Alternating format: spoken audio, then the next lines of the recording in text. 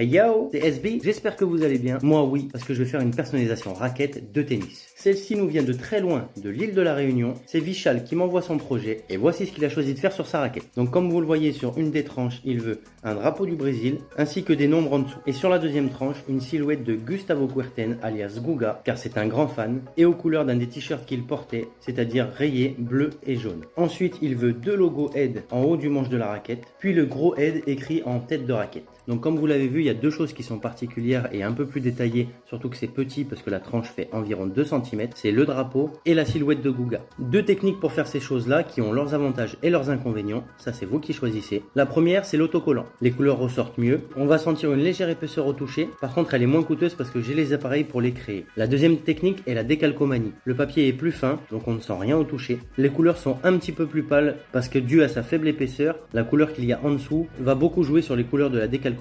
Donc c'est mieux incrusté, mais c'est un peu plus cher parce que ça je ne peux pas le faire moi-même et je suis obligé de le commander. Et donc Vishal a choisi la technique numéro 1, la technique des autocollants. Donc le petit logo Head à reprendre des deux côtés, c'est celui-ci en haut du manche. Et le Head en tête de raquette, donc légèrement décalé sur le côté, il est là. Il voudra toute la raquette en noir mat, à part les chiffres en blanc que je fais à la peinture. Et les logos plus le Head en tête de raquette sera en noir brillant. Donc c'est un peu différent comme technique, je l'ai déjà fait avant. C'est qu'il va d'abord falloir, une fois la peinture terminée, que je mette du vernis brillant aux endroits où il veut que ce soit brillant. Ensuite je vais les protéger avec la forme du logo et les formes du lettrage. Et c'est seulement ensuite que je ferai le vernis mat. Eh bien écoutez, c'est parti. Je vous montre tout ça dans la partie 2. Et en attendant, restez fresh.